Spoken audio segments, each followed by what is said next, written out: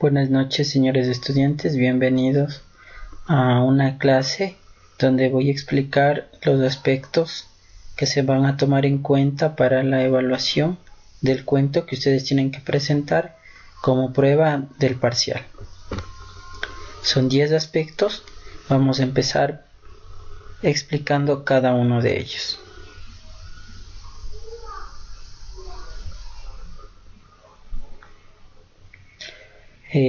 Vamos a empezar con una idea general al decir que el cuento pertenece a la narrativa, que es uno de los grandes géneros de la literatura. El primer aspecto que se va a tomar en cuenta es el título. El título debe cumplir con los siguientes requisitos: debe ser creativo, debe ser llamativo y estar relacionado al tema y al cuento. Recuerda buscar el título para tu cuento después de haberlo escrito. Tenemos aquí ejemplos de títulos de obras: El nombre de la rosa, Celebriedad, La doble y única mujer, Ruinas circulares. Son títulos de obras de escritores muy reconocidos y en ellos nos podemos dar cuenta la creatividad que tienen estos títulos, ¿no? Tenemos acá otro como ejemplo: Amores perros. El segundo aspecto que se va a tomar en cuenta es la portada. La portada debe ser atractiva, debe tener una imagen, la letra elegante, título y nombre del autor.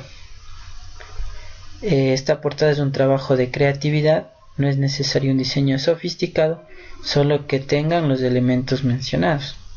Tenemos acá un ejemplo de nuestra portada: El nombre de la rosa, Humberto Eco. Tenemos ahí la imagen, incluso aquí tenemos la editorial, que no es necesario que ustedes lo pongan. El tercer aspecto que se va a tomar en cuenta es los personajes. Estos personajes deben ser mencionados y descritos claramente en el texto. Se tomará en cuenta la descripción física y psicológica de los mismos. Tenemos aquí un ejemplo. Para activar de alguna forma la posibilidad de describir, tenemos que hacer la pregunta ¿cómo?, ¿no? Tenemos aquí ¿cómo es ella? Y respondemos: ella es joven, es rubia, es alta y delgada, tiene los ojos claros, tiene el pelo rizado y largo.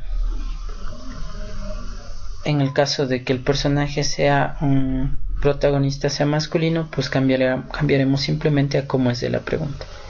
Aquí tenemos un hipervínculo donde vemos más ejemplos y los tipos de descripción. Ustedes pueden revisar este documento para que la descripción de su personaje sea mucho más elaborada.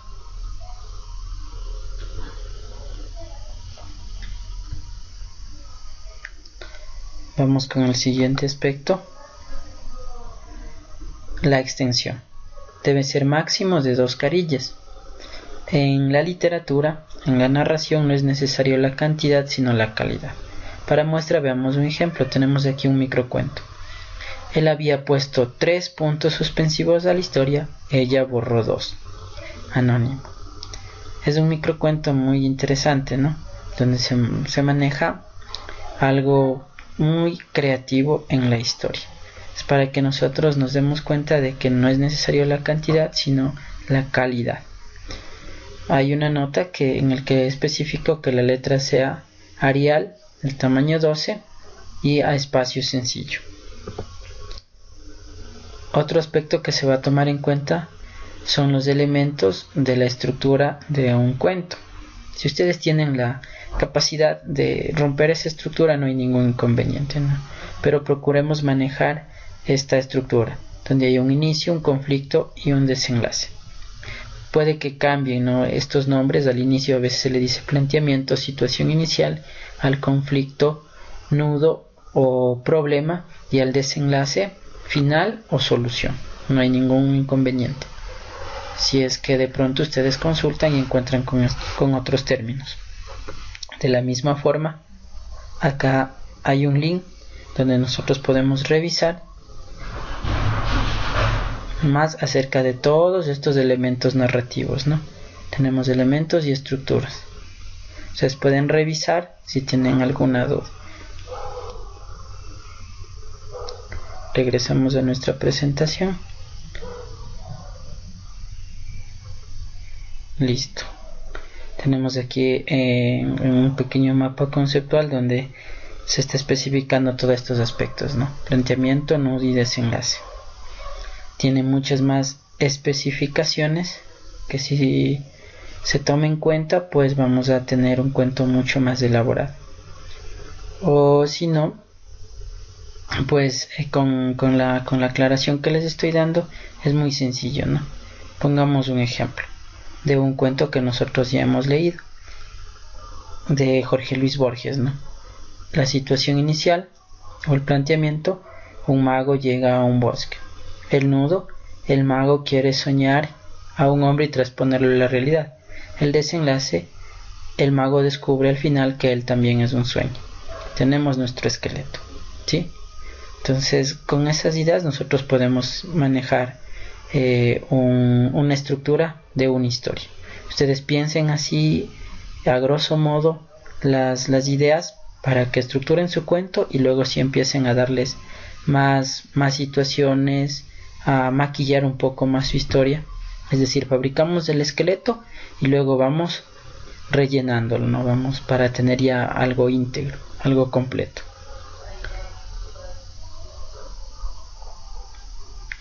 Vamos al problema. Esto es muy importante, ¿no? El problema o el conflicto o el nudo. Entonces nosotros tenemos que entender el problema de los personajes principales. El problema debe ser entendido para que mi historia de alguna forma tenga una lógica, ¿no? Recuerden que el problema se presenta como un choque del protagonista de la historia con algo o alguien. En este caso es con algo, ¿no? En el cuento que estoy tomando como ejemplo, que es el de Ruinas Circulares de Jorge Luis Borges. Ese algo es que no puede transponer a la realidad al hombre que está soñando, el mago. Entonces el mago quiere soñar a un hombre y transponerlo a la realidad, pero no puede. Ese es el problema, ¿no? Y se entiende la historia, y alrededor de ellos, alrededor de ese problema, suceden muchas otras cosas. Nos procuremos solamente manejar un conflicto o un problema en nuestro cuento. No busquemos otros conflictos u otros problemas, tal vez de igual magnitud o de igual grado, porque no se vuelve muy compleja la historia y no vamos a poder dar un buen desenlace a nuestro cuento. Procuremos utilizar verbos de acción, que es otro aspecto, ¿no? La acción narrativa, que va a ser tomado en cuenta. Esto permite que la historia avance y sea emocionante. Si no se usa estos verbos, la historia se torna muy descriptiva. Tenemos aquí un ejemplo, ¿no? Saltó, corrió, mató, jugó, son verbos. Y tenemos aquí unas imágenes donde de pronto se ve cómo una historia avanza. Nosotros debemos procurar imaginarnos la historia y darles verbos a esas acciones, ¿no? Que sean unos verbos transitivos o verbos de acción.